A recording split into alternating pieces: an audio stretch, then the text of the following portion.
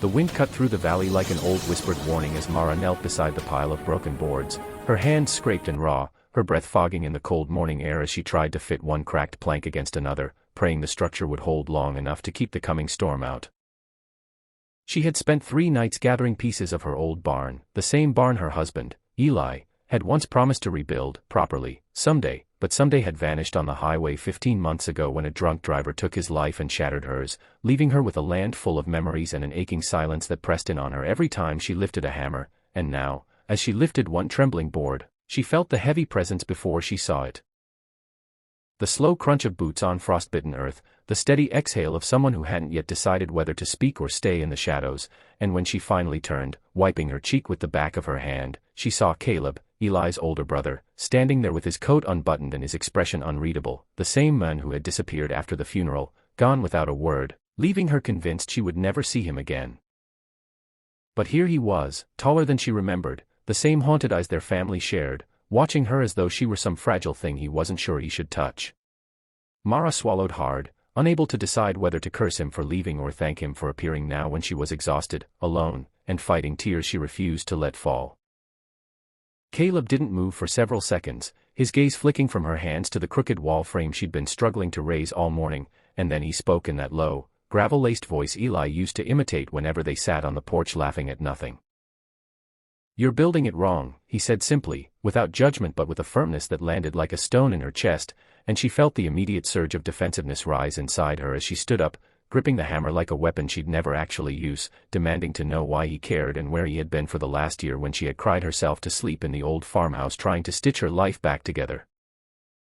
Caleb didn't flinch, didn't apologize, didn't offer some flimsy excuse. Instead he stepped forward, lifted one of the broken boards, and examined it the way Eli had examined things, slow, thoughtful, as though every dent and crack told a story. "These boards aren't strong enough to hold through the night," he muttered, "and you know it," and something inside Mara cracked because yes, she did know it, she knew the storm rolling over the ridge would tear her pitiful attempt at a shelter apart, but doing something, even something doomed, felt better than doing nothing and letting the cold seep into her bones along with the grief she still couldn't shake. She opened her mouth to tell him to go, but instead, without warning, the truth slipped out like a breath she'd been holding too long. "I can't keep losing things," she whispered, and Caleb's eyes softened, just for a heartbeat, just long enough for her to see that he carried the same grief she did, buried under layers of guilt and silence. He knelt beside her without asking permission, pulled the crooked frame upright with one steady motion, and said, "Then let me help you keep what's left," and though she didn't say it aloud, something in her, some small, stubborn ember, hoped that maybe, just maybe, she wouldn't have to hold all this weight alone anymore. Behind them, the sky darkened, the wind shifted, and the first cold drops of rain began to fall on the broken boards between them, and Mara realized that the storm wasn't the only thing approaching. Secrets were, too, the kind that lived in silence, the kind that could rebuild a life or destroy it, and as Caleb rolled up his sleeves and lifted the first piece of timber, she felt the story of her future tilting, reshaping itself with the same uncertainty as the shelter rising from the ground. And as they worked, side by side in strained silence, she wondered, not for the first time, why Caleb had disappeared after Eli died, what burden he carried in those quiet eyes, and why now, after so long, he had chosen to stand and watch her until she finally turned and saw him. But the wind stole her questions before she could speak them, leaving only the steady rhythm of hammer on wood, the echo of Eli's memory threading between them, and a single heavy truth pressing on her ribs. Nothing about Caleb's return would be simple, and nothing about the shelter they were building would protect her from the storm he had brought with him. The next morning rose with a quiet gentleness that almost felt undeserved, as though the world wanted to apologize for all the storms it had thrown at Mara during the past year. Sunlight filtered through thin streaks of clouds, painting the soaked earth in patches of gold. The air smelled of wet soil, pine, and the faint promise of something new, something she had not dared hope for in a long time.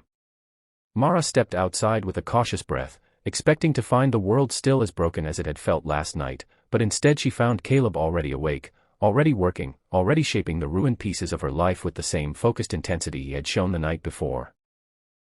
He stood by the incomplete shelter with a hammer in one hand and a plank balanced on his knee, his brows pulled together in thought.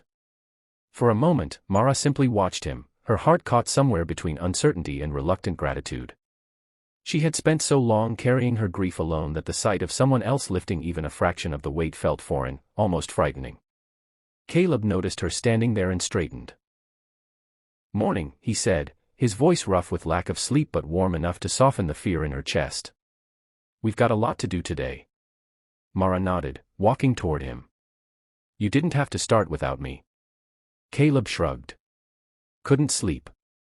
He didn't explain further, and she didn't ask, because something in his eyes told her the truth was still too tangled, still too heavy to unravel this early in the morning. Instead, she picked up another board and fell into step beside him. The silence that wrapped around them wasn't the cold silence of strangers but the quiet understanding of two people carrying different pieces of the same history. The shelter frame stood crooked, damp, and shaky, but it was standing. Somehow, that meant something. They worked for a long stretch without speaking, Mara holding boards steady while Caleb hammered, Caleb adjusting angles while Mara aligned nails, both moving with a rhythm that grew increasingly natural. She felt the stiffness in her arms ease, the tension in her chest loosen, the silence in her mind soften.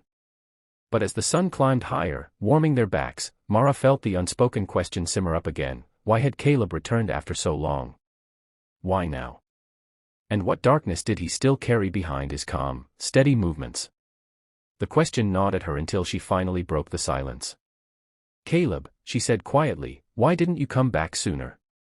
After Eli, after everything happened." He froze mid-swing, the hammer pausing inches from the wood. For a moment, she wondered if she'd pushed too hard, but then he sighed, lowering the hammer and leaning against the frame as though the truth weighed as much as the shelter itself. "Because," he said slowly, "I didn't know how to face you." Mara frowned. "Face me? Why? What did I do?" Caleb looked at her, not with anger, not with frustration, but with a kind of sorrow that made her heart clench.